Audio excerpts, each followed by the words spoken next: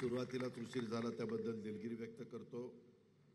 आजच्या सभेला उपस्थित असणारे आपले विनायक कोकरे, संजय पवार कदम, सुनील पवार, त्याचबरोबर आमचे निलेश लडकत, मार्केट कमिटीचं सर्व उपस्थित असणारं बोर्ड, सतीश भैया काकडे, संभाजी होळकर, पोपटराव गावडे, सुरेश पालवे, दत्तोबा येळे, प्रमोद काकडे, विश्वास देवकाते, तानाजीराव देवकाते, अनिल तावरे, अशोक नवले, वेगवेगळ्या संस्थांच्यावर काम करणारे सर्व सन्मान्य आजी माजी पदाधिकारी, तसंच सुदर्शन कन्स्ट्रक्शन, रुपेश बादुले, राजेश जाधव, मनोज शेवर, त्यांची सगळी टीम, आमचा मार्केट कमिटीचा त्याच्यामध्ये उपस्थित असणारा सगळा सहकारी, अरविंद जगताप त्यांची सगळेच सहकारी, आमच्या पणनचे सगळे अधिकारी, माझे प्रतिष्ठित शेतकरी, पत्रकार मित्र, बंधू भगिनींनो, माझे तरुण मित्रांनो, खरं मी कालच मला सुनीलला विचारलं की उद्घाटन घ्यायचं आहे। मुख्यमंत्री, मी, उपमुख्यमंत्री, आम्ही सगळेजण ऑनलाईन व्हिडिओ कॉन्फरन्सिंगच्या द्वारे बरेचशी उद्घाटन आणि भूमिपूजन करतोय। उद्या देशाचे पंतप्रधान हे देखील काही मेडिकल कॉलेजचे भूमिपूजन त्या ठिकाणी VCवर करणार आहेत। हे जे काही आपण उभं केलेलं आहे, आत्ता खरं मी म्हणत होतो की दोन्ही एकच कार्यक्रम करा। नवीन उपबाजार आवार जारगडवाडी इथं आपण 21 एकर जागा घेतली, सरकारने ती जागा आपल्याला 1 रुपया नाममात्रदानाने गेली, 8 कोटी रुपये आपल्या मार्केट कमिटीचे वाचले। परंतु आम्ही तिथं सांगितलं की मार्केट कमिटी शेवटी शेतकऱ्यांची आहे, शेतकऱ्यांनी कष्टाने पिकवलेल्या मालाला 2 पैसे मिळावेत आणि ग्राहकाला पण व्यवस्थित माल मिळावा, व्यापाऱ्यांची सोय व्हावी, अंमलमापड्यांची सोय व्हावी, ही त्याच्या पाठीमागची आमची कल्पना आणि त्याच्यातून बऱ्याच काही नवीन गोष्टी करण्याचा आमचा सगळ्यांचा मानस आहे, प्रयत्न आहे। त्याच्यामध्ये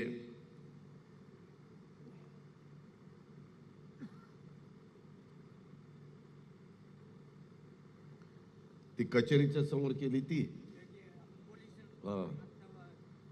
त्यामध्ये आशियाई विकास बँक आणि अर्थसहाय्यित महाराष्ट्र ॲग्री बिझनेस नेटवर्क प्रकल्प, त्याला मॅग्नेट हा शॉर्ट फॉर्म आहे, आणि त्याच्यातून आम्ही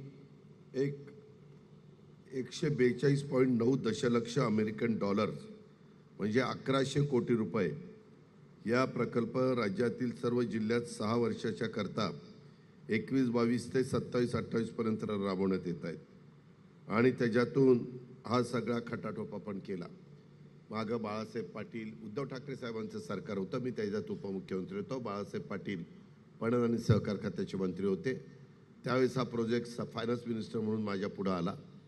मी म्हटलं ठीक आहे, महाराष्ट्रात सगळीकडे करायचं, आपलाही बारामती तालुक्यामध्ये डाळिंब आहेत, द्राक्ष आहेत, पेरू आहेत, केळी आहे, आंबा आहे, अशी वेगवेगळ्या प्रकारची फळं आहेत आणि त्याला पण एक चांगली बाजारपेठ मिळावी, एक्सपोर्टच्या निमित्तानं चांगले त्याच्यामध्ये व्यापारी मिळावे आणि कष्टाने तयार केलेला माल हा व्यवस्थितपणे तिथं ठेवता यावा, ह्या सगळ्या उद्देशाने आम्ही सगळ्यांनी हा सगळा खटाटोप केला। आज मला सगळ्यांना तुम्हाला सांगायचं आहे की हे फळे आणि भाजीपाला हाताळणी सुविधा केंद्र ह्याच्यामध्ये खूप तुमच्या माझ्या बारामती आणि आजूबाजूच्या भागातल्या शेतकऱ्यांना, बांधवांना आणि बारामतीकरांना ह्याचा मनापासून फायदा होणार आहे। आपल्या सर्वांच्या साक्षीनं फळे आणि भाजीपाला हाताळणी सुविधा केंद्राचं उद्घाटन झालं असं पहिल्यांदा मी जाहीर करतो।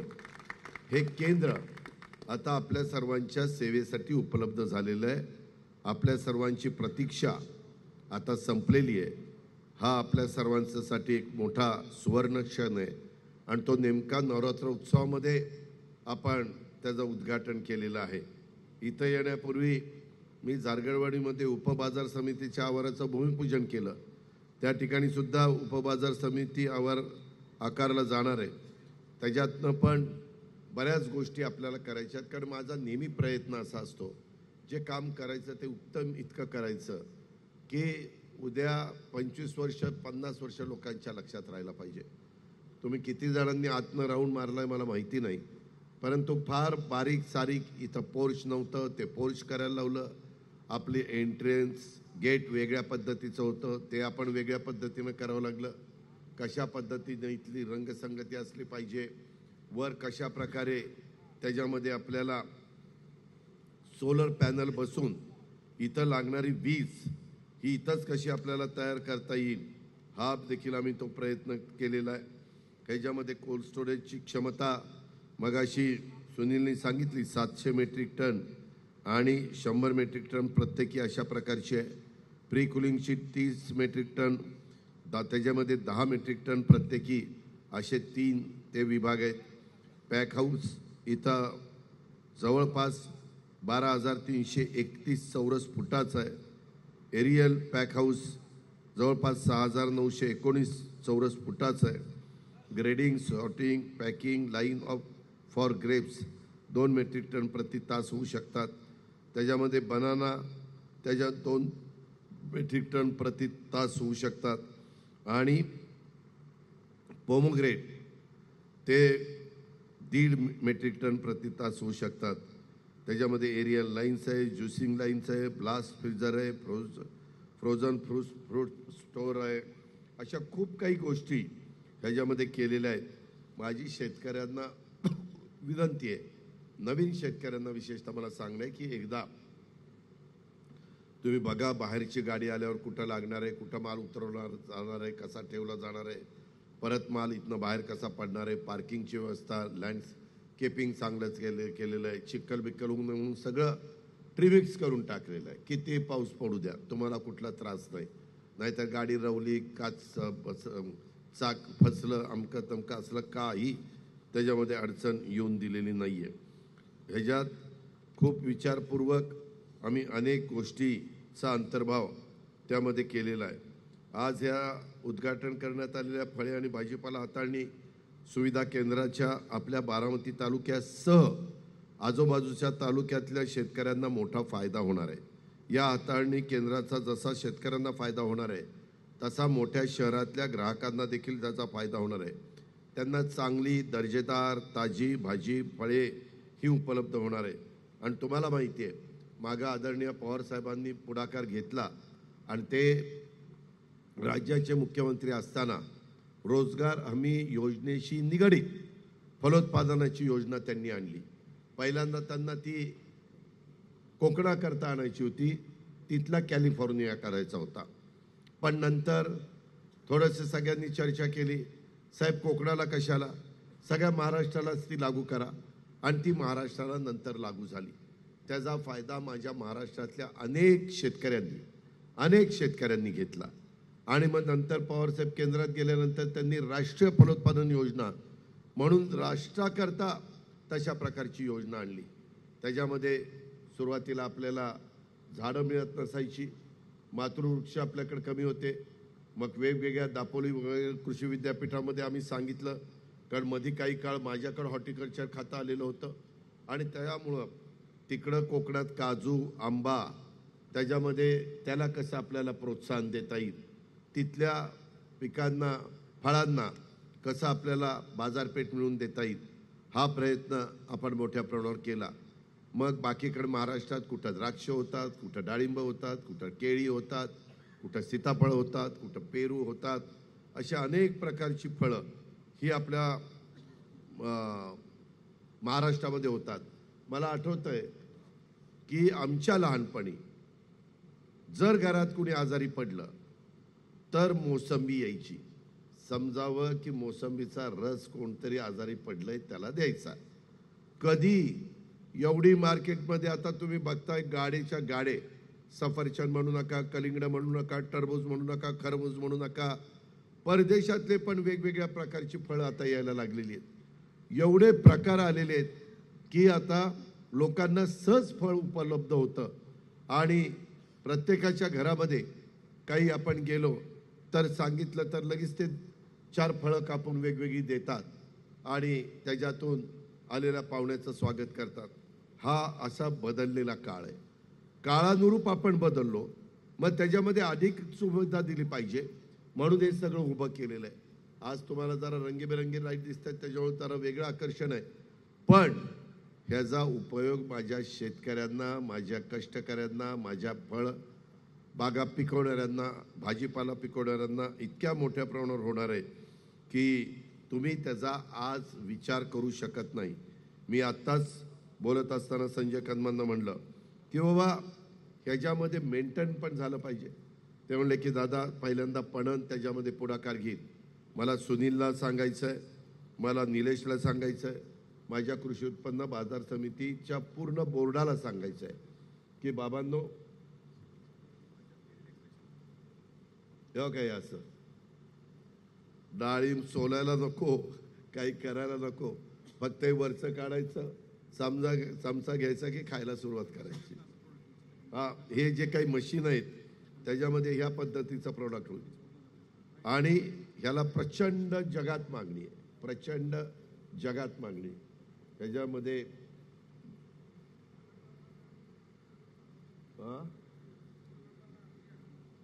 तर ह्या प्रकारे आपण सगळं केलेलं आहे. मित्रांनो, तुम्हाला माहिती नाही, ह्या सगळ्या कामाच्या करता बघता बघता टप्प्याटप्प्याने काम दर्जेदारच करायचं हा आपला सगळ्यांचा कटाक्षाने प्रयत्न असतो आणि त्याच्यातून जवळपास आपण या सगळ्या कामाला 54 कोटी रुपये खर्च केलेला आहे. आणि 54च ना, 54 कोटी रुपये. पहिल्यांदा थोडा 42 वगैरे होता, पण नंतर पुन्हा कॉस्ट वाढली. मी बाकीच्या ह्याच्यामध्ये सुविधा द्यायचं ठरवलं. आपले कृषी उत्पन्न बाजार समितीचं ऑफिस पण लवकरच होईल. अशा प्रकारे खूप चांगल्या गोष्टी आपण शेतकऱ्यांच्या करता करतोय. करायचं तर काम खणखणीतच करायचं, त्यामध्ये आपलं नाणं असं तसं नाही वाजलं पाहिजे, खंडीशी वाजलं पाहिजे. आणि तशातनं माझ्या बारामतीच्या वैभवामध्ये भर घालणारी वास्तू पण उभी राहिली. माझ्या शेतकऱ्यांना 2 पैसे त्याच्यातनं मिळणार आहेत, त्याच्यातनं ग्राहकाला चांगल्या प्रकारचा माल हा त्यांच्यापर्यंत घरापर्यंत पोचला जाणार आहे. अशा या सगळ्या सुविधा ह्या निमित्तानं आपण देण्याचं काम केलेलं आहे. ह्याच्यामध्ये मला तुम्हाला सांगायचं आहे की आता शेतकऱ्यांनी देखील एकत्र येत सामूहिक विक्रीवर भर दिला पाहिजे. आज आम्ही सह्याद्री फार्मचे शिंद्यांना खरं तर बोलवलेलं होतं, विलासरावांना. मी तिथं गेलो होतो, त्यांनी तर इतकं अप्रतिम केलं, मला इतकं आवडलं. मी म्हणलं तुम्हाला काय पाहिजे ते सांगा, मी द्यायला तयार आहे. परंतु काही शेतकरी एकत्र येऊन काय करू शकतात हे नाशिकच्या परिसरामध्ये गेल्यानंतर विलासराव शिंदेंनी सह्याद्री फार्म जे उभा केलेलं आहे ते जाऊन अवश्य पहा. कारण आता स्पर्धेच्या युगामध्ये तुम्हाला मला टिकायचं आहे आणि त्याच्यामुळं राज्यात आता अल्पभूधारक अत्यल्पभूधारक शेतकऱ्यांची संख्या खूप मोठी आहे. प्रत्येक गावात हाताच्या बोटावर मोजता येतील एवढेच मोठे शेतकरी म्हणजे जास्त जमीन असणारे शेतकरी राहिलेत. त्यामुळे शेतकरी उत्पादन संस्थांच्या माध्यमातून अल्प आणि अत्यल्प भूधारक शेतकऱ्यांनी एकत्र येऊन त्यांच्या शेतमालाची सामूहिक विक्री करण्याकडं आपल्याला आता इथून पुढं अधिकचं लक्ष द्यावं लागणार आहे. आपल्या राज्यातील ग्रामीण भागातील पायाभूत सुविधांच्या मर्यादेचा विचार करता शेतकऱ्यांना त्यांच्या उत्पादक क्षेत्राजवळ शेतमालाचे संकलन आणि प्रतवारी सुविधा उपलब्ध करून देण्याची आवश्यकता आहे. त्याचा देखील विचार आम्ही सगळेजण निश्चितपणे करतोय. महाराष्ट्रातल्या फळांना जागतिक ब्रँड हा आपल्याला मिळवून द्यायचा आहे. बांधवांनो, जगात केळीसाठी अमेरिकेतील चिकिता, सफरचंदासाठी वॉशिंग्टन, किवीसाठी झेप्री हे ब्रँड मोठ्या प्रमाणावर प्रसिद्ध आहे आणि त्यांची कित्येक कोटींची उलाढाल आहे, कित्येक कोटींची. काय परदेशामध्ये 6 महिने बर्फ असतं आणि 6 महिने वातावरण चांगलं असतं, त्याच्यामध्ये 4-5 महिने इकडं तिकडं कमी जास्त होतं. महाराष्ट्रातली द्राक्ष, केळी, हापूस आंबा, डाळिंब ह्या फळांना देखील आपल्याला जागतिक ब्रँड बनवण्यासाठी आपण सगळ्यांनी प्रयत्न करायला हवेत. आमचं पणन विभाग त्याकरता मदत करेल, परंतु शेतकऱ्यांनी पण पुढाकार घेतला पाहिजे, मार्केट कमिट्यांनी पण पुढं आलं पाहिजे आधुनिक संशोधन, परदेशातून दर्जेदार वाण आयात केल्यास याद्वारे आपल्या राज्यातील फळं आंतरराष्ट्रीय पातळीवर आपल्याला नेता येणार आहेत. मूल्य साखळी, विमा संरक्षण, निर्यात प्रोत्साहन, उत्पादक संपन्नांना प्रोत्साहन आणि व्यावसायिक दृष्टिकोन विकसित करून हे साध्य करणं आवश्यक आहे. आपल्या राज्यात फळं आणि भाजीपालांचं मोठ्या प्रमाणावर उत्पादन घेतलं जातं, तरी शेतकरी एवढा घाम गाळून कष्ट करून पिकवलेल्या भाजीपालांचा तुम्हाला अंदाज आहे? तुमचा विश्वास बसणार नाही. जवळपास 40% नुकसान होतं. 40%. त्यामध्ये कृषी मूल्य साखळीच्या वेगवेगळ्या टप्प्यांमध्ये होतं. हे नाकारून चालणार नाही. म्हणजे पहिल्यांदा माझा शेतकरी बाहेर काढतो माल, त्यावेळेस काही प्रमाणात नुकसान होतं. मग तो टेम्पोमध्ये भरून मार्केटला आणतो, तिथं भराई उतराई करत असताना नुकसान होतं. मग परत तो जो कोणी विक्रेता घेऊन जातो तिथं काही नुकसान होतं. असं 40% नुकसान त्या ठिकाणी होतं. कृषी मूल्य साखळीत होणाऱ्या एकूण नुकसानीपैकी तब्बल 60% नुकसान हे प्रामुख्याने शेतमाल शेतकऱ्यांच्या शेतापासून ग्राहकांच्या दारापर्यंत जाईपर्यंत होतं. ही अत्यंत दुर्दैवी बाब आहे. म्हणून आमचं म्हणणं आहे की शीतसाखळ्या उभारण्यावर भर आवश्यक दिला पाहिजे. आता सोलर पॅनल आहे, आता याला लागणारी वीज, अजून आम्हाला काही पॅनल वाढवायचे. मी अनेकदा वर गेलेलो आहे, पाहिलेलं आहे, तर त्याच्यात जागा आहे. ते पॅनल बसवल्यानंतर मग आपल्याला ह्याची रिक्वायरमेंट आहे तेवढी वीज आपण तयार करू शकणार आहे.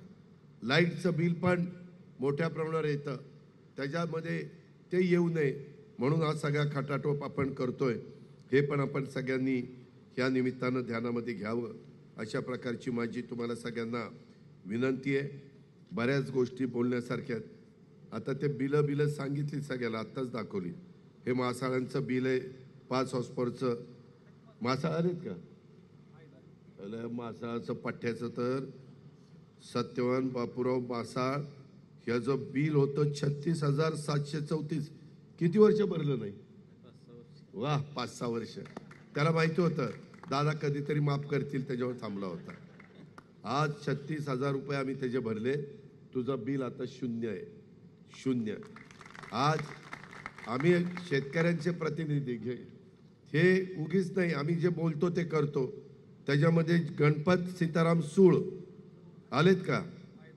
त्यांची 3 हॉर्सपॉवरची मोटार 10,090 रुपये बिल आजपर्यंत थकलेलं आणि सगळं होतं ना. आणि आता 10,090 आम्ही भरलं. तुम्हाला किती? 0. बघा, आता शेतीवाडी चांगली करा, फळं बिळं आणा, इथं चांगलं केलंय. आता श्री रविलाल मासाळ 3 हॉर्सपॉवरची मोटार 10,003 रुपये बिल, बरोबर आहे? आम्ही भरले 10,003. तुला 00. असं ते. या पद्धतीनं आम्ही शेतकऱ्यांच्या करता त्या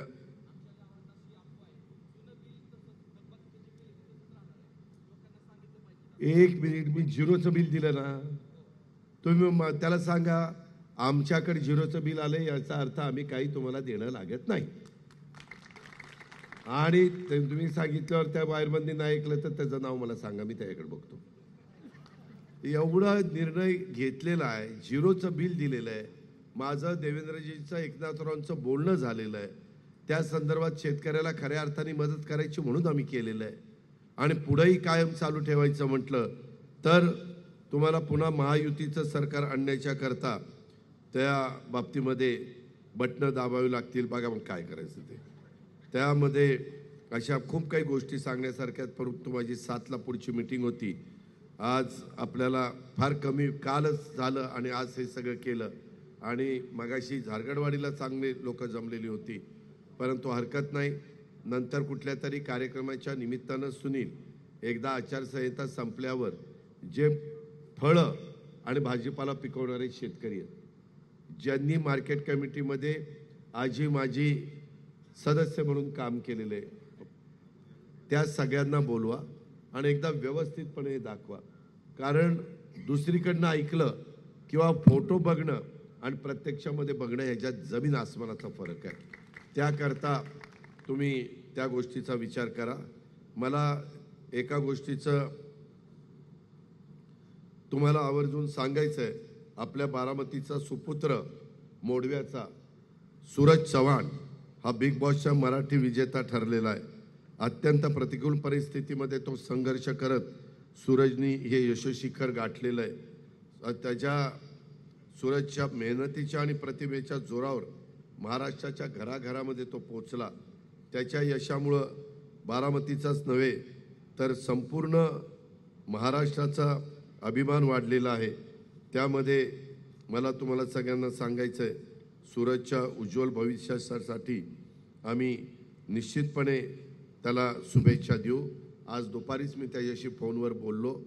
तो अतिशय गरीब कुटुंबातला आहे, रामोशी समाजातला आहे आणि त्याला एकंदरीत हे सगळं करत असताना मला आठवतं आहे की इंस्टाग्रामवर कॉमेडी रील्स करून लाखो चाहत्यांच्या गळ्यातला तो ताईत बनला आणि या पठ्ठ्यानी आज बिग बॉसमध्ये मराठीच्या 5व्या सीझनची ट्रॉफी जिंकली. आज त्याला राहायला व्यवस्थित घर पण नाही आहे. मी त्याला म्हणलं की सूरज, तुम्हाला भेट, आपण मार्ग काढू. आपण शेवटी ज्याच्यात कर्तृत्व आहे, ज्याच्यात स्पार्क आहे, त्याला त्या ठिकाणी मदत झाली पाहिजे. आणि बारामतीमध्ये असा एखादा कर्तृत्ववान मुलगा किंवा मुलगी उदयाला आली तर आपण त्याला पूर्णपणे सहकार्य करत असतो. त्याच्यामुळं त्याला मी विश्वास दिलेला आहे आणि त्या पद्धतीनं तो म्हणला की ठीक आहे दादा, मी तुम्हाला एकदा भेटतो. पण लक्षात घ्या, गरीब कुटुंबामध्ये जन्माला आलेला एक मुलगा, परंतु स्वतःच्या हिमतीवर, स्वतःच्या कर्तृत्वावर, स्वतःच्या एकंदरीत आजपर्यंतच्या मेहनतीवर तो कुठं पोचला, याचं मूर्तिमंत उदाहरण म्हणजे सूरज आहे. त्याचं अनुकरण इतरांनी पण करण्याचा प्रयत्न करावा अशी माझी तुम्हाला सगळ्यांना विनंती आहे. अधिक बोलत नाही, कारण आता मला डॉक्टरांच्या ग्रुपला भेटायचं, नंतर वकिलांना भेटायचं आहे आणि पुन्हा मला मुंबईला जायचं आहे. परंतु आजच्या या कार्यक्रमाच्या निमित्तानं अतिशय कमी वेळेमध्ये आमच्या ह्या सगळ्या सहकारी मित्रांनी हा कार्यक्रम चांगल्या पद्धतीनं, सुनील असेल, निलेश असेल, अरविंद असेल, त्यांची सगळी संचालक मंडळाची टीम असेल, त्यांनी इथं आयोजित केला आणि आपण पण सगळे उपस्थित राहिला. त्याबद्दल आपलं स्वागतही करतो, आपले आभारही मानतो. या सगळ्यांना धन्यवाद देतो. आणि अशाच पद्धतीनं आपल्या भागातल्या, महाराष्ट्रातल्या शेतकऱ्यांच्या भल्याच्या करता जे काही करता येईल ते करण्याच्या करता हे महायुतीचं सरकार वचनबद्ध आहे. ते कुठं कमी पडणार नाही याबद्दलची खात्री देतो आणि ह्या कामाला शुभेच्छा देऊन सतत इथं सुनील लक्ष दिलं पाहिजे, कुठं काही घाणबीण दिसली नाही पाहिजे. येणाऱ्या शेतकऱ्याचं व्यवस्थितपणे राहण्याची सोय, बसण्याची सोय, या सगळ्या गोष्टी केल्या पाहिजेत. मी तुम्हाला सांगायचं राहिलो, एकच नीट ऐका. आजपर्यंत तुम्ही पण, काही लोकांनी, आता संजय पण इथं सभापती म्हणून काम केलेलं आहे, अनेकांनी केलेलं आहे. त्यामध्ये आपल्या मार्केट कमिटीचं उत्पन्न आहे 5.5 ते 5 कोटी आणि खर्च पण जवळपास तेवढाच आहे. आपल्या मार्केट कमिटीला सध्या फक्त 1 कोटी शिल्लक राहतात. कशामुळं बापूराव? ते आपला इथला CNGचा पंप, इथला पेट्रोल पंप, तिकडचा हरिभाऊ देशपांड्यांच्या समोरचा पंप आणि सुप्याला काढलेला पंप, ह्या 4 पंपामुळं आपलं उत्पन्न, त्याच्यातनं 1 कोटी रुपये आपल्याला कमिशन मिळतं. एवढंच आपलं उत्पन्न आहे. आजपर्यंत या पंच कमिटीच्या कारकिर्दीत जवळपास आपण 100 कोटी रुपये त्या ठिकाणी आणलेले. 100 कोटी रुपये. जशी मार्केट कमिटी निघाली तेव्हापासून आजपर्यंत मार्केट कमिटीचा नफा देखील सगळा मिळून 100 कोटी कधी झाला नसेल. ही आपली अवस्था. पण जर आपल्यात धमक असेल, आपल्यात ताकद असेल आणि मिळालेल्या पदाचा वापर आज सर्वसामान्य माणसाचे प्रश्न सोडवण्याच्या करता करायचा असतो, ही जी काही यशवंतराव चव्हाण साहेबांनी शिकवण दिली, त्या शिकवणीच्या जोरावर आपण हे सगळं उभं केलेलं आहे. अजूनही मी काही रक्कम ही मार्केट कमिटीला मिळवून देणार आहे. माझ्या तशा पद्धतीचा प्रयत्न चाललेला आहे आणि त्याच्यातनं तुम्हाला झारगडवाडीचा जनावरांचा बाजार अतिशय चांगल्या पद्धतीचा पाहायला मिळेल आणि तसाच माझा सुप्याचा उपबाजार, त्याचा उल्लेख सुनीलने आपल्या भाषणामध्ये केला, तोही तुम्हाला उद्याच्याला काही वर्षात अतिशय उत्तम प्रकारे तिथल्याही शेतकऱ्यांच्या करता, व्यापाऱ्यांच्या करता, हमाल मापाड्यांच्या करता चांगली सेवा देण्याच्या करता तेही आपलं उपबाजार तिथं झालेला तुम्ही सगळेजण पाहाल। इथं जे जनावरांच्या बाजाराची जागा मोकळी राहील तिथं आणखीन काही नवीन बऱ्याचशा गोष्टी सतत निघत असतात, कारण आता आपली इकडची सगळी जागा संपलेली आहे। पलीकडं बारामतीला जायला एक रस्ता केला आहे, तो डायरेक्ट पूल करून आपण बारामतीत जाऊ शकतो। अशा प्रकारे इथं पण 4 लेन केलेला आहे। अशा सगळ्या गोष्टी आपण चांगल्या पद्धतीनं केलेल्या आहे। आतमध्ये पण काही आपल्याला अजून गोष्टी करायच्यात आणि आपलं ज्यावेळेस ऑफिसचं काम पूर्ण होईल, ऑफिसची सगळी मिळून किंमत किती कोटी? 14.5 कोटी। मला नाही वाटत कुठल्या म्हणजे पुणा किंवा मुंबई मार्केट कमिटी सोडून द्या, त्यांचं उत्पन्न प्रचंड आहे। आज पुणा मार्केट कमिटीचंच, हवेली कृषी उत्पन्न बाजार समितीचंच मला वाटतं 150-200 कोटी बॅलन्स कदाचित असेल। अशा पद्धतीची तिथली परिस्थिती आहे। परंतु तालुक्याच्या ठिकाणचा विचार करता आपली मार्केट कमिटी एका वेगाने पुढे चाललेली आहे। अर्थात त्याच्यात तुमच्या सगळ्यांचं सहकार्य असल्यामुळेच हे सगळं शक्य झालेलं आहे। आणि त्याच्यात जे संचालक बोर्ड ज्यावेळेस निवडून येतं ते साधारण मी जसं मार्गदर्शन करतो तसं ते ऐकतात, म्हणून इथपर्यंतचा टप्पा आपल्याला गाठलेला आहे। पण थांबायचं नाही, पुढे अजून बरेच टप्पे आपल्याला गाठायचे आणि त्याच्यातनं बारामतीच्या तमाम आणि आजूबाजूच्या तमाम शेतकऱ्यांना, फळ बागा करणाऱ्या माझ्या बांधवांना, भाजीपाला पिकवणाऱ्या माझ्या सहकाऱ्यांना त्याच्यातनं आपल्याला मदत करायची, एवढीच आपल्याला विश्वास देतो, खात्री देतो आणि आपल्या सगळ्यांना ची रजा घेतो। जय हिंद, जय महाराष्ट्र। धन्यवाद दादा।